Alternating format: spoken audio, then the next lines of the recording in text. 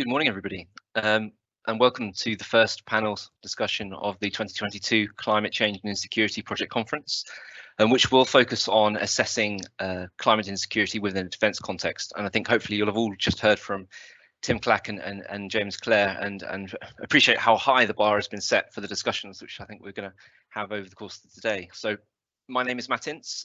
I am the UK Ministry of Defence's lead on climate security. I'm also a research associate at the Climate Change and Insecurity Project.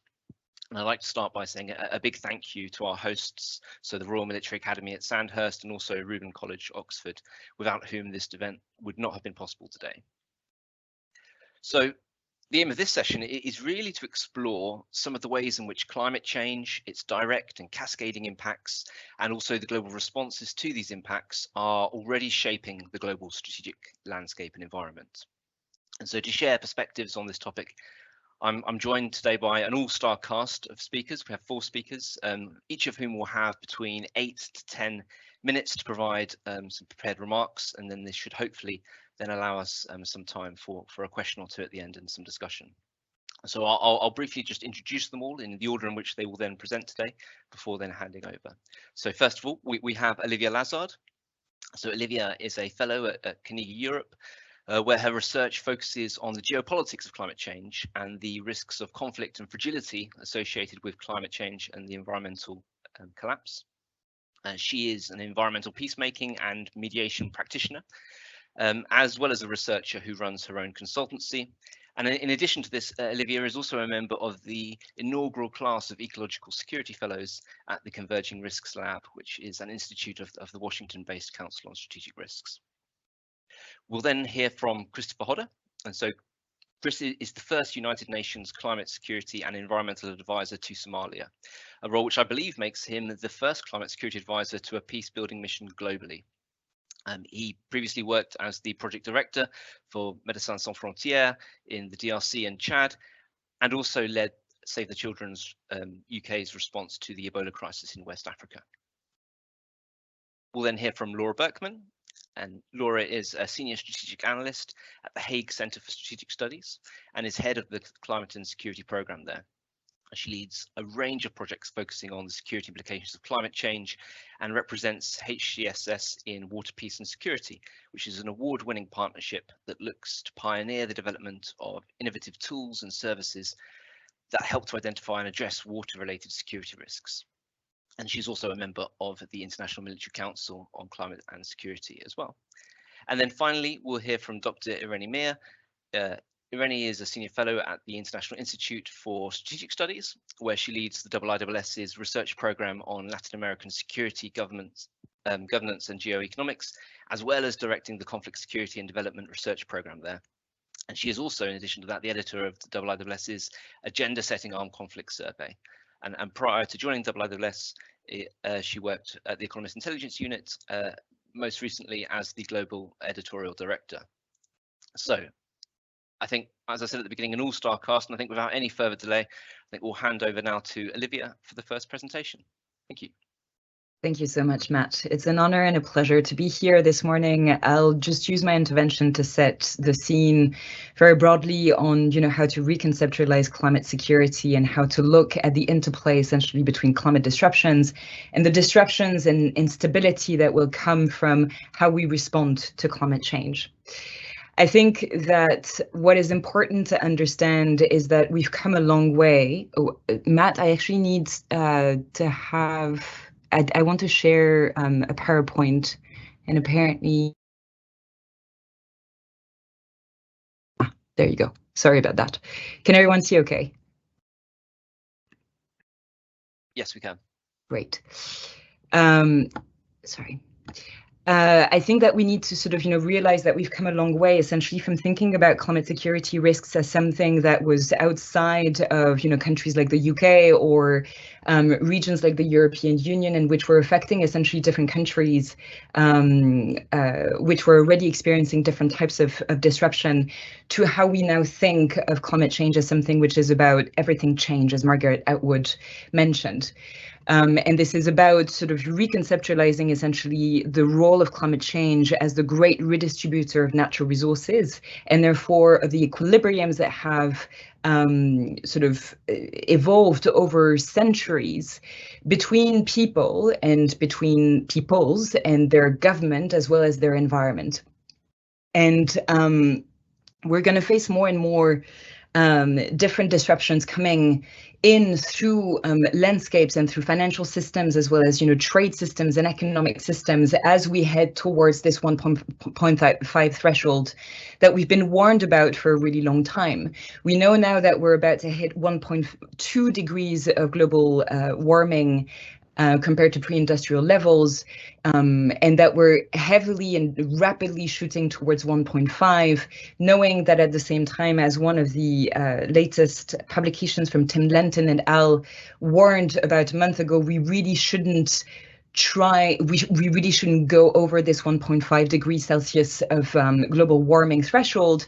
Otherwise, we may run the risk of going into this tipping point theory, where essentially we sort of set into motion a number of different types of collapse of different ecosystems within the Amazon, within the Atlantic, within the Sahel region, which will have repercussions around the globe.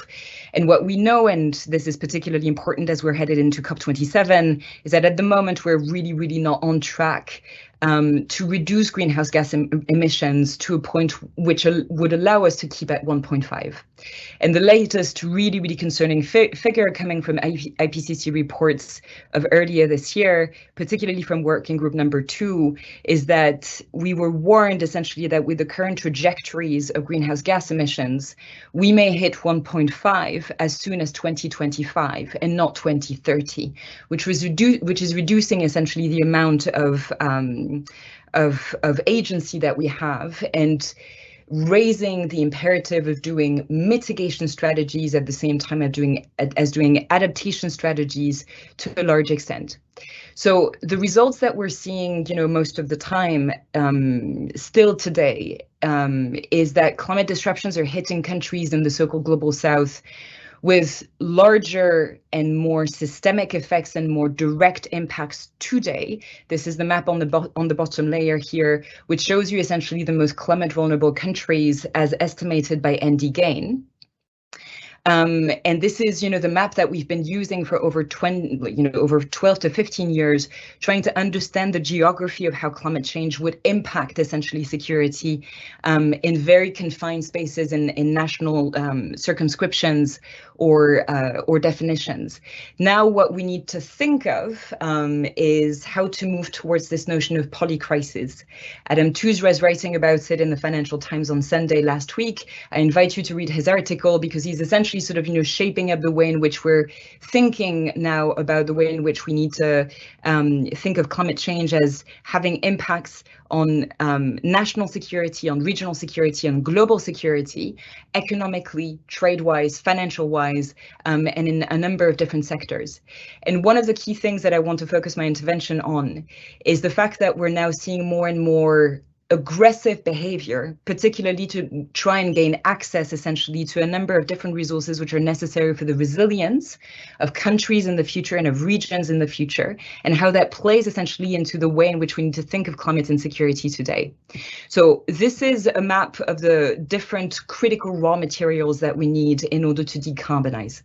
We're talking about critical raw materials such as rare earths, lithium, and other types of minerals, which we need huge quantities of and diverse quantities of. We've been relying on China for the most part for the extraction and processing of a number of critical raw materials in the last 20 years, and now because of the fractures happening at the globalization level and within supply chains, we're seeing more and more of a competition to try and gain access to a number of critical raw materials outside of China, outside of Australia, outside of the US, and outside of Russia, and into the countries, if you look at the green dots here, into the countries that have historically been at the heart of scrambles for resources throughout the ages, and which today are some of the most climate vulnerable countries. The competition which is playing out between the US, China, the EU, Russia is essentially impacting the way in which these countries are reacting to climate disruptions on the one hand, but also trying to plan their development going forward and their adaptation planning going forward. Because one of the key issues that we need to understand is that within this competition for resources, there is one key aspect, which is the level of corruption and fragility of these different countries, which are at the heart of the scramble for resources, is now being used essentially as a business model to try and gain access to the critical raw materials, which is shaping up essentially the energy competition and the economic competition of today and tomorrow. And this is particularly concerning because a lot of these countries also host the critical ecosystems that help to regulate the global climate regime. These two maps show you something very specific, which is one, that there is a tension between decarbonization and regeneration, so technological sort of responses to climate change and nature-based responses to climate change. This is something that technically we can try to mitigate if we're really sort of led by science and how we understand how extraction needs to happen. The problem is that there is a competition between great powers at the moment, which is threatening the very logic of access to critical raw materials and for the means essentially to respond from a technological and energy level to climate change. And this competition is also having an impact on the integrity of ecosystems that we need to protect. This is particularly important because if we look at the type of behavior that Russia, for example, is displaying, we see a number of different strategies that are playing out in terms of security. This is a map of Ukraine. It's a map that shows you specifically where rare earth deposits are located in Ukraine. You see that there is a concentration in the eastern part of the country, which Russia wants to annex or wants to occupy, and which is still, under heavy fighting today. This shows you essentially that Russia is not just essentially attacking Ukraine on the basis of past imperialistic ideas, but how the invasion of Ukraine serves an imperialistic project going into the future and trying to diversify essentially the means of energy provision and energy security and energy dependencies in the future. This is very important because Ukraine is one of 2 countries only which the European Union had struck a strategic partnership with in order to diversify and develop supply chains for critical raw materials in the future. The other country is Canada. Ukraine was supposed to sort of be parts and parcel of the way in which the EU was moving into its mitigation strategy and into delivering on its commitment to the climate law, which binds it by 2030 and 2050 to reduce its greenhouse gases and eventually go towards net zero.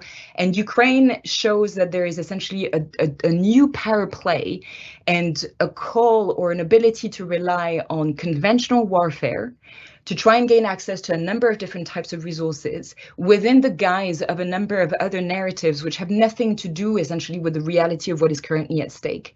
And the reason why I want to show this is because if it was only Ukraine, well, technically, it's not that it would be fine, but we would be, facing an isolated situation. But we're also seeing Russia, for example, try and gain access to deposits around the world, including in Africa. This is something that I've observed in Madagascar, where a number of different Russian operatives related to the Wagner universe, for example, have used presidential elections in Madagascar in 2018 to corrupt a number of candidates to gain access to chromite mines within Madagascar, which they've been exploiting and reselling essentially the stock that they've been exploiting to China. So we're seeing also this partnership between China and Russia playing out in foreign lands. And this comes within a larger machinery or a larger sort of project of Russian disruption within a number of different countries in the African continent, using disinformation and misinformation, corruption, trying to deploy Wagner troops to organize personalized presidential guards, and trying to essentially use countries as hotspots for money laundering. This is also the case and is very well known for the Central African Republic. We focused on gold and diamonds, but actually the Central African Republic is very rich in rare earths and other types of materials where we see essentially a correlation with Wagner deployment. And again, this is something that we're seeing essentially sort of play out in terms of a larger set of partnerships between China and Russia.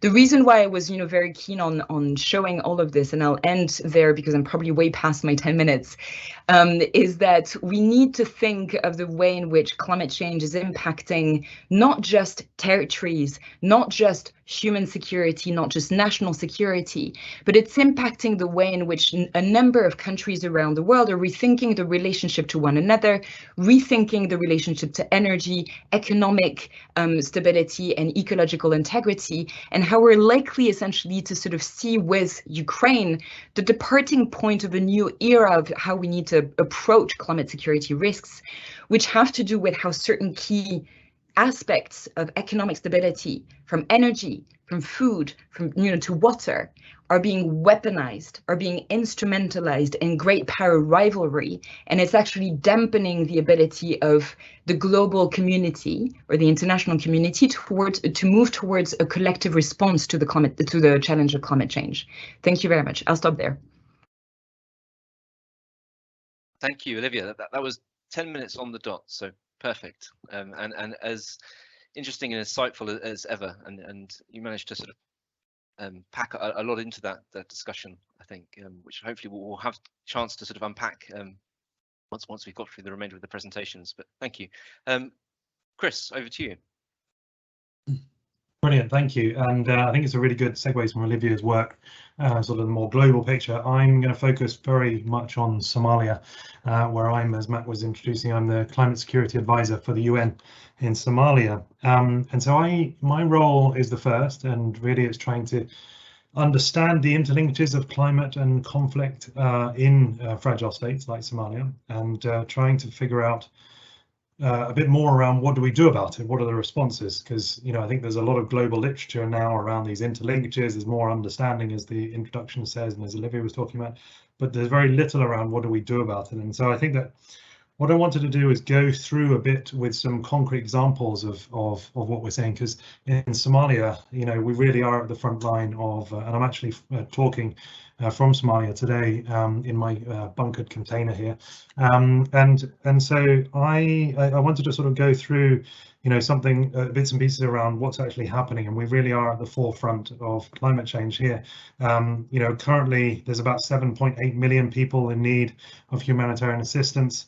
There's around around 2 million people displaced due to climate disasters over the last years, and we're on the brink of famine in many different districts around Somalia. And so this really is connected to climate change. It's hard to make direct links, but what we can see is the trends. So we can say that this is the worst drought in 4 decades. This is the third sort of big drought in the last 10 years. We've currently faced 4 failed rain seasons, and the projections are pretty bad over the next coming ones. So really, it's at the forefront of everybody's mind now at the moment. And so when we start talking about climate and conflict, or climate insecurity, what I try to work through in my work is looking at these pathways, and so I try to use the CCIP defined pathways of climate and conflict. And so the first pathway is really around livelihoods. And so what we're seeing is that in a lot of the conflicts and a lot of areas in Somalia, we're seeing competition. And I think, Olivia talked about competition globally, but I think right at this local level, this competition over resources is increasing, and we can definitely see this around water and around grazing lands. And so in conflicts and conflict settings, we've monitored, and we can see that the dynamics in communities between clans, between conflicting partners, does change, and it does increase during times of droughts or flooding, or during times of stress. And actually, so I'll give you an example of a current situation we have in Baidoa, which is one of the cities in Somalia. It has received close to 500 to 600 IDPs because of drought conditions and because of movement of populations. That city is now running out of water, and actually the water provision and where the water is often held in militant group areas. And so what we're now trying to think about is, do we start thinking around or working with security actors, working with defense, and working in a sort of combined, integrated way to try to think about, we need to also work in areas that are under militant control, and trying to liberate those areas and trying to work in those areas, because we have to provide water, or we have to try to help water provision. So the water security question is happening right now. But I think what we need to do is think together in this sort of nexus work of bringing security actors, humanitarian actors and development actors together, and only through that can we actually really try to find solutions. So this competition is something we're seeing all over the place, not just on the drought, but also flooding. And if we think about the projections in Somalia, and using the IPCC report, we've now tried to look at the climate risk assessment for Somalia and looking at those projections, and we can actually see trends from now to 2080. And we're trying to work with the government, we're trying to work with different development agencies and organizations to think about how do we bend those curves to 2080. So now the risks and the climate risks are actually becoming more evident. We can see the trends. We know that, including population increase, we could have somewhere, we could have somewhere between 20 to 30 million Somalis all living in urban coastal areas, and there could be large swathes of land unlivable because of increases in temperature. Recent study shows that cattle and grazing, cattle and goats can only live at a certain temperature. So in northern Kenya, we found they can only really live above they can only live around a 1.5 to 2 degrees rise in temperature. Otherwise, it just is too hot for livestock. So that means big movement of population, but it also means more competition over water sources and grazing lands as well. And so the projection that's probably the most concerning is that by 2080, we're looking at around 50% less water availability in Somalia. So we're already at a situation where we've got, we've got cities running out of water with IDPs into it. But we also know that the projections are really bad as well. We're going to have much more weather variability. There'll be flooding and drought cycles. But it's just seeing these and understanding it and thinking about this from a security and a defense perspective is really key. The second pathway that we've been looking at is displacement, and climate displacement is a big issue, and movement of population due to climatic shocks has over the last 2 years in Somalia far outweighed any of the conflict displacement. And so actually climate displacement is a really big driving force for migration and movement of population. And some people talk now, it's not really about climate displacement, it's about urbanization, because people can't go back. People lose, there's no grazing land, there's no agricultural lands, there's very little to go back to. So actually movement of populations has gone into urban environments. And what we're seeing is this movement is also then contributing to reduction in traditional and indigenous knowledge of grazing land. So traditionally, Somalis are a very grazing and movement population, and there was a real understanding of where to graze cattle and goats and camels, and then move on and allow that to regenerate and work in that. But actually, a lot of that is now moving. But one of the biggest things we're finding is actually climate change and displacement is leading to maladaptation. And so what we mean by maladaptation is that communities have to cope in ways that are not helping the adaptation in the future. So for example, communities move from one place to another, and then they are chopping down trees that is contributing to, well, they need to chop down trees for charcoal for cooking. 90% of Somalis, and I think it's probably in many parts of Africa, use charcoal as cooking and heating. And so that is contributing to chopping down trees, and that chopping down trees is contributing to desertification. That's accelerating the process of displacement and movement and desertification.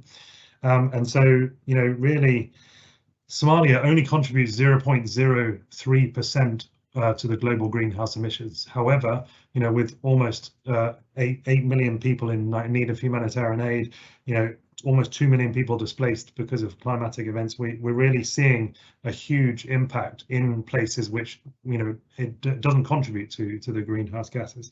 And so in terms of defense, it's really important that we recognize, that displacement and movement of population will also increase international migration and movement of population regionally, but also globally. And so people looking for better, resources, looking for better areas will also move. And so that's another sort of risk we need to think about going forward. And what we're trying to do in terms of this area, in the sort of displacement pathway, we're trying to look at things like, can we do early interventions? Like, can we recognize where sand dunes are increasing because of wind and actually taking over communities which are then leading to displacement? And can we do early interventions, like can we intervene with cactus and certain types of plants that can hold sand dunes, and do different types of interventions that are much more nature-based solutions rather than the sort of concrete ones? And so we're trying to think with organisations like stabilisation partners, like UK military, like the AU. Traditionally, stabilisation approaches think in a concreted short-term approach, and what we really need to do is change opinions to think around nature-based solutions. Can we plant trees as part of the Cash for Work programs? Can we really think around early investments that bring together a long-term environmental approach, but also can then link to development process as well? So this is this nexus of short, medium, and long-term approaches. And an example of this is we've done some work around the river where we have worked on short-term breakage point fixing by putting humanitarian sandbags. At the same time, we've done bank stabilization with some security actors around those areas. And then we've also looked at modeling out nature-based solutions of the floodplains. So if we were to rewild this area, we would reduce the flooding. And we hope through this short, medium, and longer term, we actually will have reduced the flooding impact and the displacement due to that by up to 80% over the next year. So it's quite an exciting solution if we can get it right. And so the third pathway is really about armed actors, and I think it's really important that we recognise that different armed actors like Al-Shabaab and other militant groups are gaining legitimacy from climate change. So, for example, they can easily do in fragile states when there's not very good, strong systems of governance. Armed actors can fill that gap, and they can also work on local dispute resolution. And a lot of this is around environmental issues. So if you and I were fighting over a piece of land, or we wanted to graze our cattle in that area, militant groups can come in and resolve those quite quickly, and actually then it creates that sort of legitimacy service of governance that militant actors can do, and they can resolve and put strong systems in place. And so there is a bit of a sort of a gap there in fragile states that we really need to urgently sort of recognize that it's important to look at local environmental governance and how can we bring that together as part of not providing alternatives to militant groups. But also we can see quite clearly that militant groups in Somalia are also using natural resources for control. So, for example, water.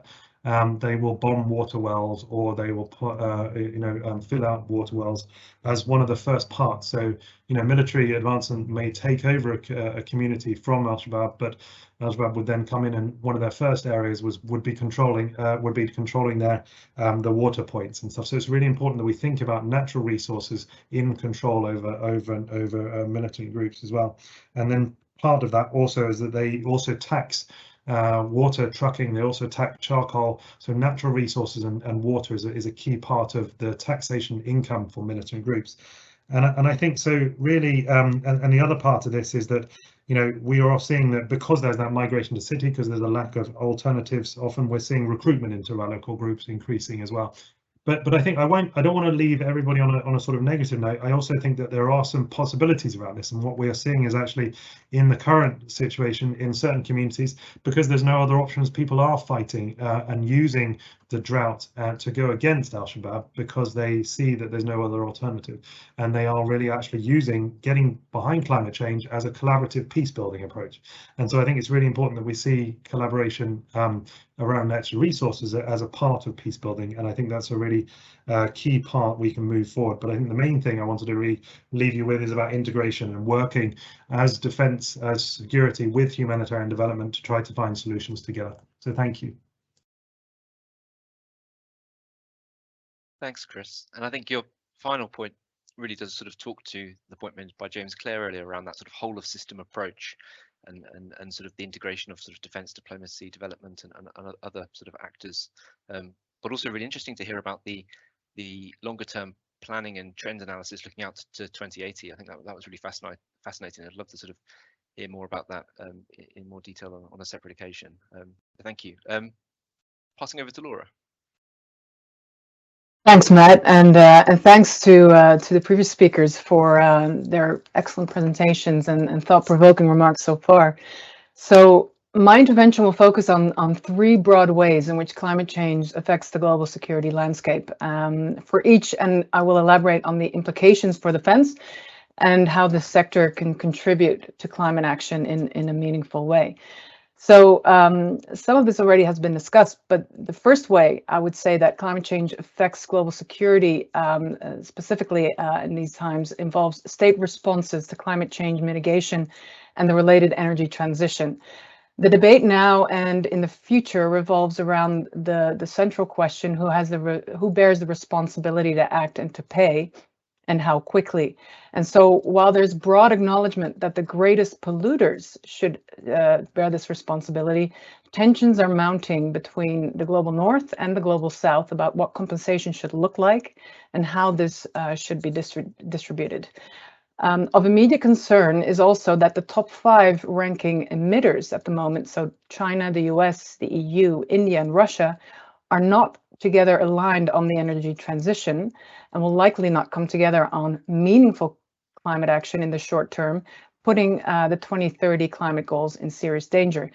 So the enormous societal, economic, and political cost of the energy transition means that many states will opt to transition later when the big R&D and technological investments have already been made. So the resulting inequalities around access to clean energy will likely divide states further, as some fossil fuel producing states seek to take advantage of the higher initial costs of green energy, presenting a dilemma for poorer countries. And the role defense plays in this mitigation debate is critical, as governments will increasingly look towards their defense sectors to make a positive contribution to emissions reductions. Defense forces typically account for at least 50% of government's carbon emissions and could make a substantial contribution to mitigation efforts by decarbonizing and reducing their emissions. But 50% is actually more an average than an outlier. We see that the US Department of Defense alone is responsible for up to 80% of the US federal government emissions. And this is actually higher in terms of its total metric tons than the entire country of Peru. So what defense can do to become a more reliable and serious partner on climate change mitigation? Well, there's currently no commonly agreed upon way for militaries to measure and report their emissions, despite efforts by, for example, the European defense agencies and several NATO allies to do so. So where emissions are measured, the data is often concealed out of fear of giving away strategic information on military activities, and particularly those abroad. So this justified an exemption from reporting obligations under the Paris Agreement and still hampers transparency, even when the aggregate data clearly point to the big role that the defense sector plays in these emissions. So in order for the defense sector to meaningfully contribute to climate change mitigation, it needs to start distinguishing between 2 types of emissions. Emissions from standard operations generated by civil and administrative operations, emissions from non-standard operations, those that come from military operations, law enforcement, and other operations. In regard to technology, the potential for defense to reduce standard emissions is actually more straightforward than a reduction of non-standard emissions. So contributing to climate mitigation in defense buildings, day-to-day transport, and other facility is a similar challenge to the one currently experienced in the civilian sector. It still, however, requires political will and budget for heat pumps, electric vehicles, energy efficiency, solar roof panels, etc., to be developed and procured. But there is a lot of opportunity there also in the short term, and even military bases abroad can be decarbonized. The real challenge for defense will be to decarbonize heavy weapon systems such as fighter jets, tanks, warships, and submarines, which require a considerable amount of fuel to operate, and at the same time supply them and at the same time, supplying them also makes military operations and their fossil supply lines extra vulnerable. So the high-tech innovations there needed to shift to low-carbon alternatives could very well jumpstart modernization and lead to societal benefits, but this will take time. And in order for these enormous transition within the defense sector to succeed, current debates actually need to move beyond emissions reduction and focus more on the benefits that the energy transition can bring for achieving increased operational effectiveness. And this really does require a better understanding of the capabilities that can be enhanced using renewable and other low carbon fuels and instruments. So this is one of the topics that actually my institute will be publishing a report on next month, but we feel that this is something that for sure will increasingly dominate the discussions within the defense sector for the coming years. A second way that climate change affects the global security landscape is the manner in which it accelerates the formation of new geopolitical hotspots as states will increasingly compete to secure natural resources. Olivia already mentioned very clearly how this can develop specifically in the Ukraine, but also in other areas. I can mention also the Arctic as an example, which is a growing hotbed of tension. Also, not least because it's warming 2 to 3 times faster than the rest of the world, but the relations between Russia and the other Arctic states have hit an all-time low, especially since the Ukraine war. The Russian invasion of the Ukraine actually prompted Finland and Sweden to apply for NATO membership, leaving Russia as the only Arctic nation not aligned with NATO, leading to further tensions and military posturing in the region. At the same time, the region hosts some of the largest deposits of undiscovered oil and natural gas in the world, which is of enormous interest to China, India, and other non-Arctic observing states seeking energy security for its growing and large populations. And Russia has been keen to establish partnerships to exploit these resources, particularly in the Russian Arctic, and especially with China, fueling further security concerns in the US and NATO as a consequence. Finally, the melting ice caps in the Arctic are creating new maritime trade routes that could shorten travel times from Asia to Europe by up to 40%. And while the potential economic benefits are clear, this will also lead to an unprecedented increase of maritime traffic in the region, with enormous negative consequences for its already fragile natural environment. A third way in which climate change affects the global security environment is the manner in which the physical effects of climate change increases the potential for conflict. Christoph already outlined so clearly and so well what it's doing, for example, in Somalia. And it is broadly accepted that climate change is a threat and a burden multiplier that has social, political, economic, environmental, and security consequences. So fragile and vulnerable countries are hit doubly hard as they often lack these coping, adaptive, and absorbing capacities to respond adequately to climate-related risk and disaster. And this, in turn, presents fundamental pressures that may lead to tension, instability, and even conflict, as outlined by these pathways that also Christoph mentioned. And we know that the most climate vulnerable countries are also the most conflict prone. So once conflict breaks out at local level, the risks of broader spillovers in the region also increase, and climate-related disasters force people to migrate or seek alternative, even illicit ways to make a living. Successful adaptation is not possible without security, and consider the simple fact that the most climate vulnerable states are also the most prone to conflict, and that humanitarian and development organizations all too often cannot intervene in these countries because it's simply too dangerous to do so. So this is a vicious cycle which requires far more attention of the international community. And defense can actually play a key role to help stabilize these areas so that they can receive the emergency relief needed to avert the worst impact of a climate-related disaster, and even support efforts to prevent conflict from breaking out in the first place.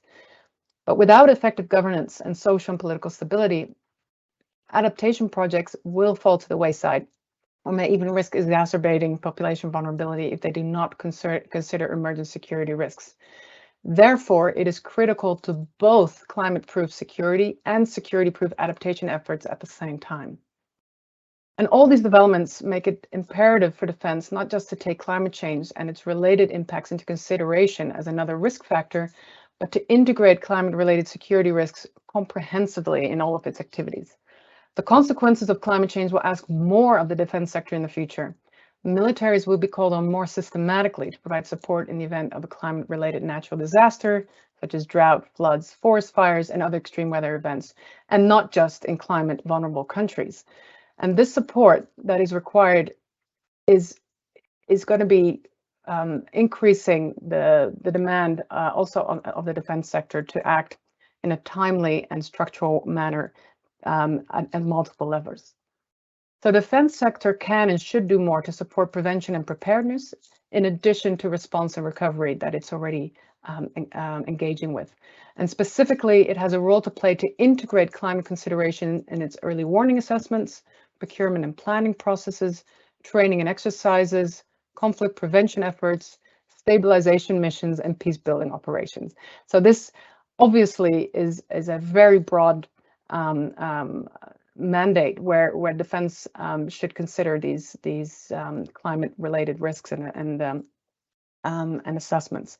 It requires close collaboration with government, business, NGOs, and other organizations that may have a role to play in developing actions and interventions that may alleviate some of the worst impacts of climate change.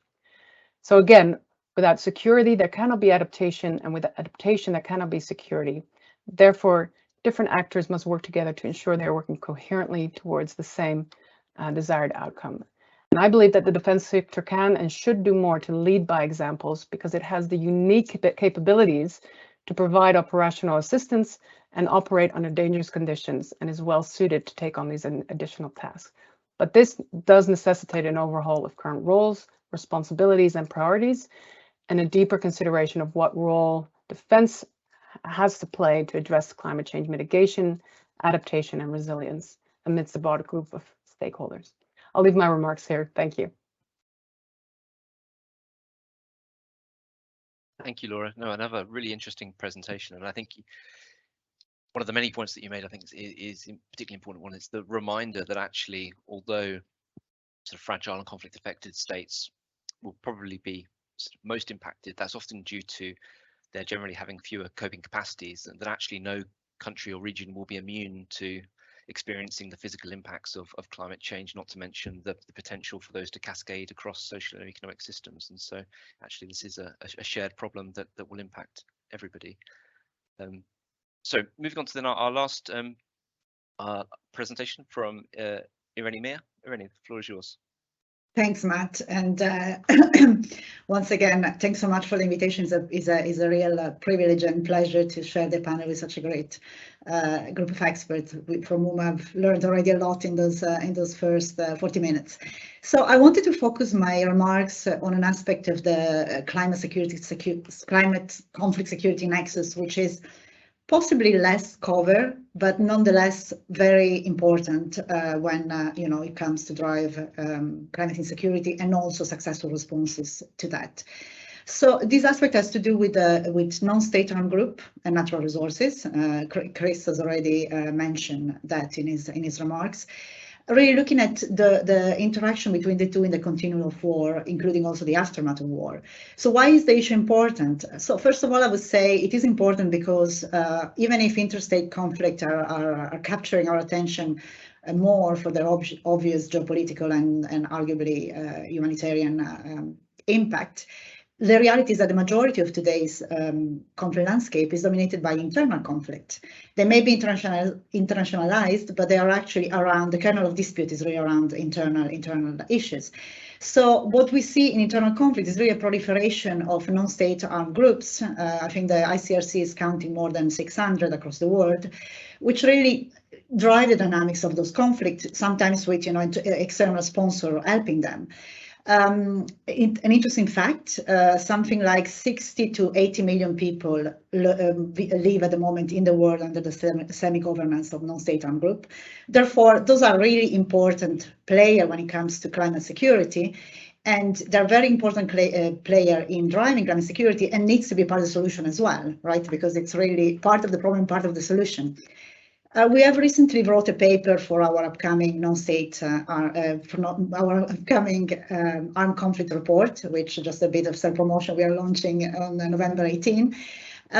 We have looked at a very specific aspect of this nexus between non-state armed group and natural resources, which has to do with the use that non-state armed group have been doing and are increasingly doing of natural resources as a weapon of war during conflict, but also as a tool to gain political leverage and legitimacy in a continuum of war, including before the war and in the aftermath of war. As Chris has already alluded with Al-Shabaab in Somalia. So we have categorized the different type of weaponization of natural resources by non-state armed group as military and political. So the first one is the military weaponization, which is really some type of weaponization which could have strategic or tactical purposes. Normally happens in the active conflict. The other type of weaponization is the political weaponization, which is arguably more interesting because it's really something that is used by non-state armed group to leverage really their political influence and their legitimacy in their area of control in situation of fragility or aftermath of war or within the war. And it's something that, as Chris also mentioned, it's very problematic because obviously in the context of fragile states where the state is not there, it really gives legitimacy to those actors. And of course, is something which, again, exacerbate the root causes of violence and instability in a country. Just to mention a few examples, there are countless examples of weaponization of natural resources by non-state armed group. I would say in terms of military weaponization, an example which is often mentioned is the use that the Islamic states has done of water resources in Iraq and Syria, which probably is an unprecedented way of really using using water as a modern warfare. So ISIS has tried to control dams and also has used water as a strategic tool to weaken opponents and also create hardship in water stress area by diverting rivers and flooding land. A piece of statistics again, the damage to water resources in Syria since the beginning of the war, resulting from ISIS weaponization of natural resources, has resulted in a 40% reduction of water availability in the countries. This has impacted access to water for about 15 million people, with, of course, also mass displacement and migration. Other example, obviously, Chris has already mentioned in Somalia, but also in Sahel, there are plenty of examples of military weaponization of war. In terms of political weaponization, also there are many examples. I will just mention one in Afghanistan, the use that Taliban have done of limited land for cultivation of opium as really a tool of political gains and to bolster their legitimacy in the countries. And let's remind ourselves that Afghanistan is one of the most vulnerable countries to climate change. Why is it concerning? Why should we worry about that? Well, first of all, as we know, there are already many challenges in protecting natural resources in war. There are, of course, legal framework for that, provided by the combination of international humanitarian law and international human rights law and also international environmental law. But there are also shortcomings in terms of regulatory scope, what we really mean for protection of resources in that sense, and also enforcement of the international framework. The situation is even more complicated when we talk about non-state armed group. And it is because, of course, these actors are not technically bound to international law in the same way as state and international organization. And this creates an additional challenge in terms of compliance and enforcement of the international framework. There has been encouraging development in the international legal architecture in recent years versus engaging with and regulating non-state actors, especially with respect to the use of natural resources in war, which is obviously a good development. But at the same time, ensuring that compliance remain a major concern and also should be a continued priority, considering how instrumentalization of natural resources has become now a key part of their warfare. So I think more the bottom line consideration is that more efforts should be done in trying to engage with those actors, but also raise their awareness on the massive cost associated to a reckless use of the environment in war, and also promote their accountability on the matter. So I will just finish with a couple of ideas of what we have seen as a possible way forwards, and also things which have worked on the matter. The first thing is really trying to find a common denominator between non-state armed group doctrines, which, as you know, can include, agreement with our opponent, or unilateral declaration, or internal rules and regulation. So really trying to find a common denominator between the doctrine and international legal principle, and try to build accountability around those. That's definitely the best possible strategy. Analysis of available non-state armed group doctrine show that very few of them really cover environmental issues as per se, but most of them include a commitment to abide to the convention, to the Geneva Conventions, and also to international humanitarian law, and therefore presumably also principle with respect to the protection of the environment as part of the civilian objects. Of course, the actual availability and willingness of non-state armed group to ensure compliance in practice remains a question mark many times, because obviously not only doctrines can be sometimes primarily driven by propaganda consideration, or they could actually be adopted for international pressures. But also you need really a conversion of this rule in the internal rule, in the dissemination with and training also of the rank and file of those non-state armed group. Otherwise they remain on paper, right? We know that very, very well. The other thing I wanted to mention, another thing which is connected to that, is really the great work done by the ICRC and also organizations like Geneva Call in terms of engaging with non-state armed group to improve protection of civilians, including the environment, during conflict according to the international humanitarian law. It's a very promising, I think, area of action, and especially through our research, we actually came across what Geneva Call does, which is really trying to countersign and monitor compliance of deeds of commitment by non-state armed group. Recently, they have promoted a deed on food security, so something one can think of something similar for protection of natural resources in war. Another thing I think is important to bear in mind is the fact that, as I mentioned, most of those non-state armed groups have actually external sponsors, because most of the internal conflict nowadays are internationalized. So I think also trying to use the external sponsor as an additional lever to ensure or increase engagement and compliance of non-state armed group is something that needs to be considered. So effort to promote third parties' commitment to the protection of natural resources in conflict could translate in those sponsors actually pressurizing the non-state armed group they are supporting. Also, I would say it's very important, some of the speakers have mentioned it in the past, the importance of early warning methods and framework to identify really areas of and states most at risk of resource weaponization. Of course, if we can have a data-informed view of where conflict involving resources are going to be or most likely to happen in the short to medium term, it's easier to help focus action and also financing for adaptation, which is very important. And just my final point, I think it's very promising to see that there seems to be an international momentum in addressing climate change.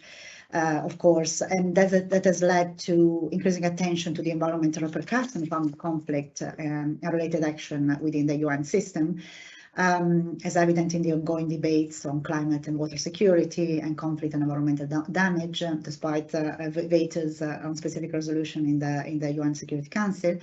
Also, there have been a lot of action in terms of international law commission draft principle on non-state armed group in conflict and with respect to natural resources. So I think that gives reason of optimism, and it's also something that can think that there is, if the international legal framework can be strengthened, that actually could be used as a basis to really better engage with those actors, which I would repeat are part of the problem but needs to be part of the solution. And I'll stop here. Thank you, Irene, and I appreciate you sort of bringing it back to a sort of a positive note and looking for the opportunity at the end there as well. I think there's a tendency when among sort of communities of analysts looking out for threats that it can often sort of end on a more negative note. But so it's good to bring it back to the more positive opportunities in the same way that perhaps Chris did as well. So we've got a few minutes left. I think we've had 4 fantastic presentations. In many respects, I think you have collectively provided a current intelligence update on the multi-layered ways in which climate change is shaping particular conflict dynamics, but also how it's influencing the wider nature of the geostrategic context. And for me, I think a key takeaway so far has really been the importance of not considering climate security in isolation from other security challenges. And I think all 4 of you in many ways have talked to the extent to which they're often actually interlinked, overlapping, and can in many respects be sort of mutually reinforcing. And I think we've had lots of questions sent in. I think realistically we've only got time for one, which I think I'll give you all the opportunity to sort of briefly answer as concisely as you perhaps can. And that's really tied to sort of the mainstreaming agenda. And so I guess what we're really interested in here is trying to ensure that the security implications of climate change are better understood, but that they're also being embedded into the breadth of activities taking place within a defence and security context, whether that's the strategic assessments that are produced, the strategy documents, policy making, planning, decision making more broadly. And so I think what would be great is if you were all able to, I guess, provide a view on what can be done to ensure that that breadth of activity is being produced in a climate informed way, so that it's climate informed by design. And so whether that's identifying tools, data, training that you point people towards to ultimately help try and raise climate literacy, but what would be your sort of top recommendation, noting that we've got on the line analysts, policymakers, strategists that are either working on these issues or are increasingly sort of interested to want to work on these issues. Where would you direct them to upskill and learn more about the security implications of climate change, conscious that it's still very much an emerging field? So I think I'll go around in the order in which you presented. And so apologies, Olivia, for putting you on the spot first, but over to you. Thank you, Matt. I mean, there are many. It's difficult to be concise because, to a certain extent, I think that what we're facing is indeed a paradigmatic shift in how we look at security, and that means that essentially we need to have intelligence staff being trained in other types of methodologies and in other types of things that they need to, be paying attention to, not just in terms of territoriality of conflict or certain fluxes that impact national security or global security, but how we look indeed at these notions of conveying risks, of polycrises, how it sort of, shapes up responses of different people. And this is a whole different methodology. So I'm sort of saying we have bits and pieces that have been done already. I was really impressed at what Christophe was saying about how analysis, which has long been used on climate security, is now being transformed into how to think of early interventions. And this is at the level of Somalia. This is informing a different type of thinking about how to use security analysis and transforming it into programming and responses. And this is done at the level of Somalia and at certain levels of security. So we've done progress that was not there for a long time, but we need to have states or security apparatuses such as states within the UK or regions such as the EU, Canada, the US. We need to have some reflections about how security apparatuses need to be reformed, need to match essentially the type of analysis that we need to develop today, and that requires a different ecosystem of research, of questioning, of analysis, and therefore of methodologies of how we deploy essentially this notion of what is security today, what does it call upon in terms of collective responses, if not at the international level, because we're facing a reality of systems rivalry, then how does it translate, for example, within the EU in the relationship with the UK, within the OECD space, within the Five Eye Alliance, Like, what are the various sort of trainings, methodological tools, analytical systems, responses that we can put together? So there's still a lot of work to do. There are bits and pieces that have changed, which is already quite good, but we need to accelerate, and we need to accelerate now because we missed out on, I think, on this systems rivalry concept, and we have lots to catch up upon very quickly. Thanks, Olivia. Chris, over to you. Yeah, no, I mean, I think that I would sort of second what Olivia was saying. I think really what I would sort of advise is that there are now more and more tools out there. And I think that looking at, for those listening in and interested, there are tools like the Weathering Risk Report. That's the one I was talking about, that looks actually climate vulnerability assessments in different countries and starts then using some of the IPC data to translate to sort of looking at these trends from now to 2080. And I think that using those to determine country level strategies and country level planning, and also looking at climate vulnerabilities in sectors, is really key. And I think that would be sort of one thing, is how do we build those tools that are out there to try to think around specifically strategies and plans and action plans. But there are also other groups. So UNEP has done another tool called Strata. Crisis Group have done several other work on this as well. I think that there's more and more think tanks out there developing these sort of tools around climate conflict analysis.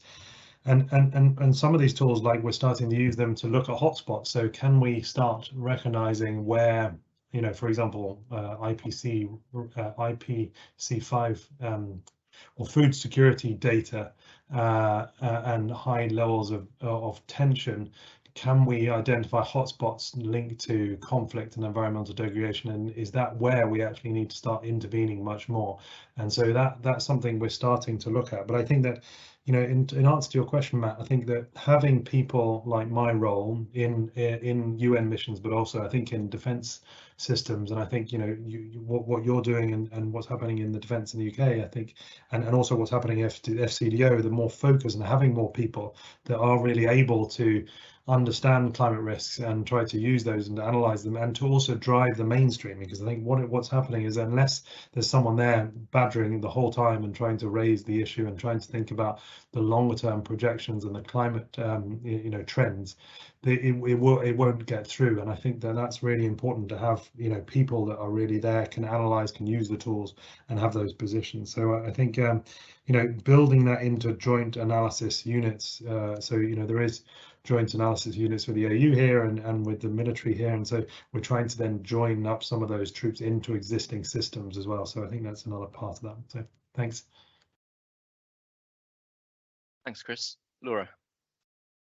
Yeah, thanks. I think the suggestions so far, I can only support them. And I would add that certainly in my work, I think indeed we are making so much headway, which is excellent, in terms of understanding better what the links are between climate related risk and security implications.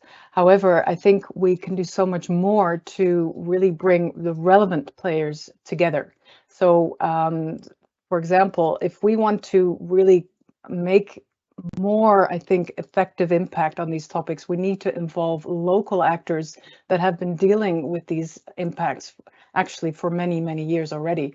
I think there's a tendency to sometimes still have this feeling, oh, we are the, from the global north, we have all these tools, we have all this data, so, we can support countries that are vulnerable in this respect. But actually, we can learn so much more from how they have adapted without some of these tools all along the way. So we need to be really careful and mindful that there are some very successful practices already out there, and we need to match them with all the new technologies and the new processes and approaches that we have. And I think that we still have ways to go in that. And I think that's where an integrated approach, where different groups of actors come together in a more systemic way, in not just climate vulnerable countries, but beyond that, in areas where a climate related risk can lead to broader security concerns, that will start enhancing, I think, a practice that I think we really need to embrace in order for us to as Olivia put very, I think, eloquently, to really tackle a paradigm shift, which is what we're tackling with here. So we have to change the way of working. We have to incorporate both top-down and bottom-up approaches in order for us to really be effective on the ground. Brilliant. Thanks, Laura. Irene. I'll try to keep you on to 10 seconds. So of course I agree with all the suggestion made. I think two things. One macro, more general strategic thing. I think it's again worth reiterating the importance of integrating consideration of climate planning to reconstruction and pacification and stabilization, especially since we have seen that most of the conflict today are much more complicated than in the past. They are intractable. There are lots of relapses. So it's very important to actually use the two, put the two together in order to make sure that when we stabilize, and we actually help on both sides, climate and the development part. The very punctual thing, I think, is something that we have seen a lot in our research, is that there is a need for better data in fragile countries, because obviously if you look, for instance, we had in the report this year a table looking at the weather station per capita in fragile countries, and the number is really small. Like it's quite actually scary. So in a way, I think it'd be important also to invest in better data, because of course data is the first thing to be able actually then to plan and to strategize. Perfect, thank you. I think what I'm going to do is steal a few more minutes from the upcoming break, just to sort of try and pull this all together and summarize. So I think what the various discussions have highlighted is, I guess, the importance of adopting a multidisciplinary but also a multidimensional approach to analysing the security consequences of climate change. I think it's clear that climate change has implications for human security, but it also creates a different subset of risks and challenges for national and international security, as well as the security and resilience of the ecosystems upon which wider planetary stability also depends. And so I think this panel has been a really good start point for the rest of the conference, as it talks to the extent to which climate change is really a whole of system issue, with security implications that really do transcend multiple departmental boundaries and also policy areas. I think this includes defence, but it also includes development, diplomacy, energy, environment, food, home affairs, and international trade. And so this complexity ultimately makes designing and delivering coherent and coordinated responses all the more challenging. And what I'm really hopeful for is that the sessions that follow today can really begin to drill down even further into what a defence contribution to that whole of system response looks like, and how activities undertaken within a defence and security setting can ultimately complement wider efforts to address climate-related insecurity.